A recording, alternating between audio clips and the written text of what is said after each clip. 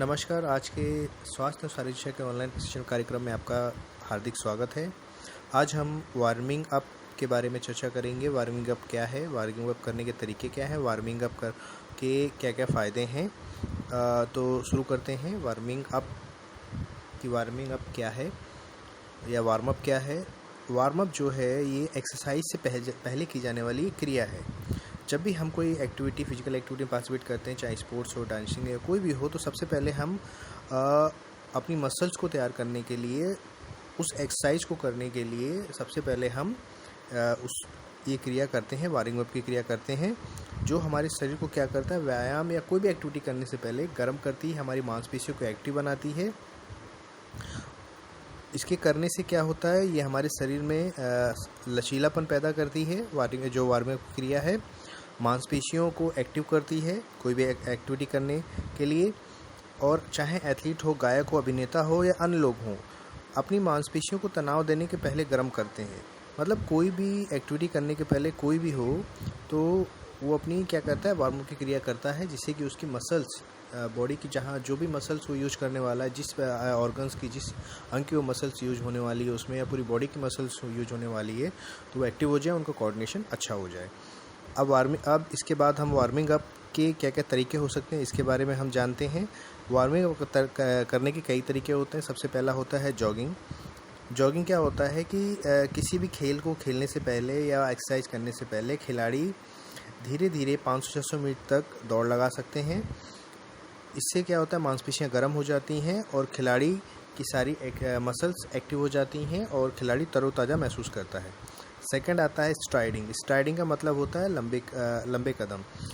इस एक्सरसाइज में क्या होता है, खिलाड़ियों द्वारा लगभग 100 मीटर तक लंबे कदम रखते हुए तेज़ गति से चला जाता है, इसे स्ट्राइडिंग कहते हैं।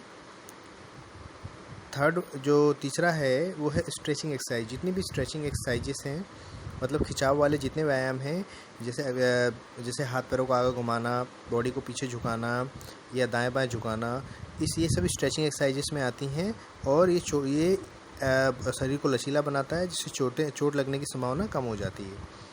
फोर्थ वन है स्पीकिंग यानी रस्सी कूदना। रस्सी कूदना भी हमारे शरीर के लिए बहुत फ़ायदेमंद होता है। इससे शरीर का बैलेंस और कोऑर्डिनेशन बढ़ता है। इससे हृदय की धड़कन में सुधार होता है। साथ ही ये हमारे ब्लड प्रेशर जो हमारा होता है, बीपी होता है, और उनके लिए भी फ़ायदेमंद होता है।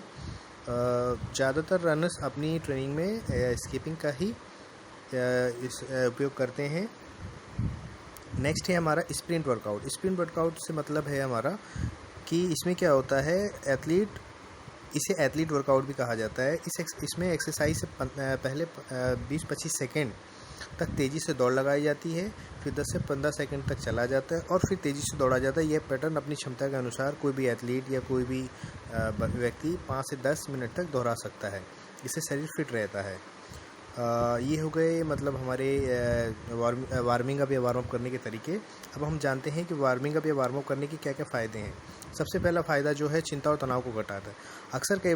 अक्सर जो क्या होता है कि मतलब खिलाड़ी जो है कई बार पहले से टेंशन में होते हैं, लेकिन वार्मिंग अप से शरीर में ऊर्जा का संचार होता है और ब्लड का फ्लो बढ़ता है, जिससे तनाव से छुटकारा मिल जाता है।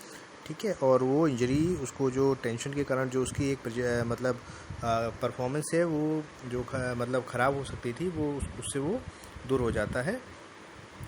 दूसरा है लैक्टिक एसिड की मात्रा। मतलब जो हमारे बॉडी में जो लैक्टिक एसिड बनता है, लैक्टिक एसिड क्या होता है, जब कोई एक्टिविटी या कुछ भी क्रिया करते हैं अपने फिजिकल एक्टिविटी के द्वारा या बॉडी के पार्ट्स के द्वारा, तो क्या होता है कि मसल्स में मतलब एक एसिड का निर्माण होता है। मतलब वो एसिड का निर्माण कैसे होता है, जब हमारी एनर्जी ख़त्म होने लगती है एक्टिविटी में, तो वहाँ पर क्या होता है, एक दुग्धाम्ल बनने लगता है मसल्स में, जो क्या करता है, थकावट को उत्पन्न करता है।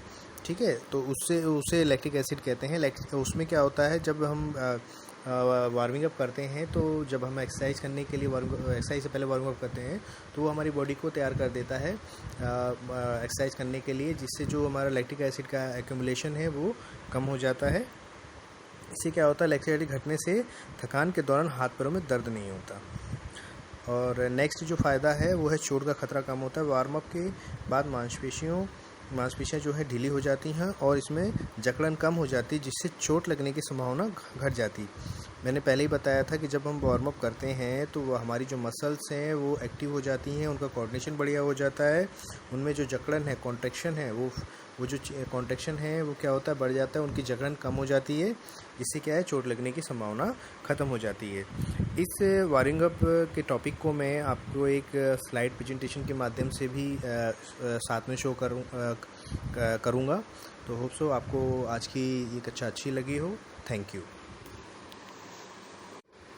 नमस्कार, आज के स्वास्थ्य और शारीरिक शिक्षा के ऑनलाइन प्रशिक्षण कार्यक्रम में आपका हार्दिक स्वागत है। आज हम वार्मिंग अप के बारे में चर्चा करेंगे। वार्मिंग अप क्या है, वार्मिंग अप करने के तरीके क्या हैं, वार्मिंग अप के क्या क्या फ़ायदे हैं।